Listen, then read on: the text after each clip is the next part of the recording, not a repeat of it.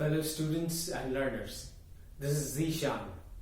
I'm a British Council trained IELTS instructor, and today I'm just going to talk about IELTS and its misconceptions which are spread around the globe.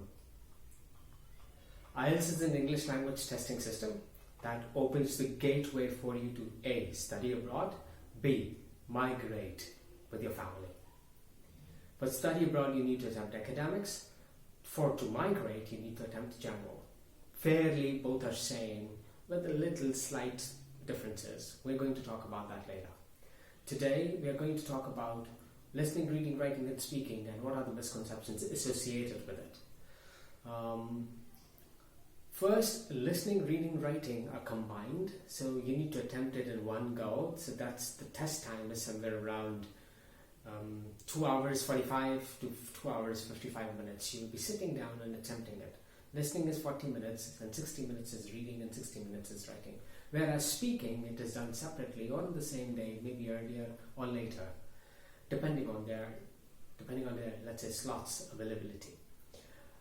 Speaking is generally for 11 to 14 minutes, roughly 15.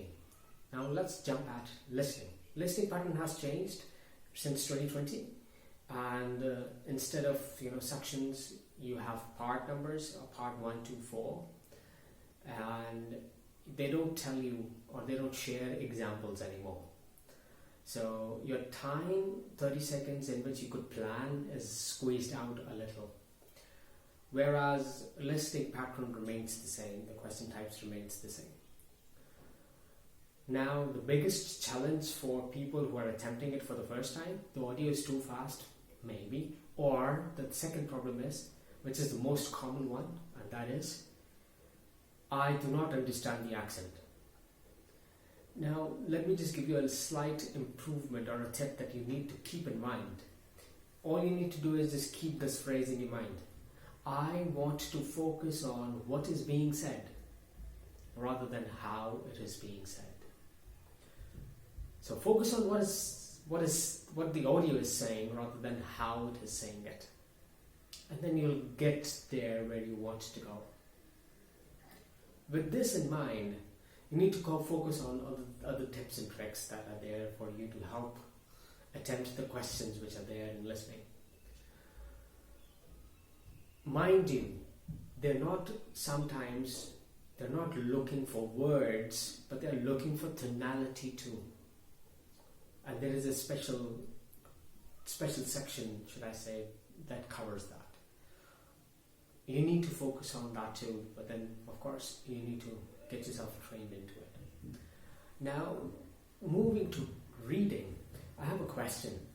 Now that reading is, people say it's very difficult. It might be. It is. Maybe. I don't know. For academics and for general, it's roughly the same. Okay? Because general, they have strict marking schemes, and academic, they have lenient marking schemes, but the text is difficult. Anyways, reading. My question to you is, do you guys read every day? And if you do, congratulations, you will not have any trouble whatsoever when you're attempting a reading test. Whereas if you read just WhatsApp posts, Facebook posts, or maybe an article, or maybe 2 lines or paragraphs, or read an email, let me just break it to you guys. This is going to be challenging. And you definitely need to go back into your academic mind frame in order for you to attempt IELTS, whether it's general or study abroad or academic. Doesn't matter. You need to go back to the drawing board. That means you need to pick up a novel, you need to pick up a book, and then finish it. From there, you will develop 2-3 things, which are 1, vocabulary, 2, the style, because what you're reading is going to be incorporated in you. So you will add some of the elements of what you're reading, and then it will help you improve your writing. That's the second. Third, you will understand which structure, what and where it is being used and how to use it. Right? Fourth, you will know the organization of the ideas which are placed A, B, C, D.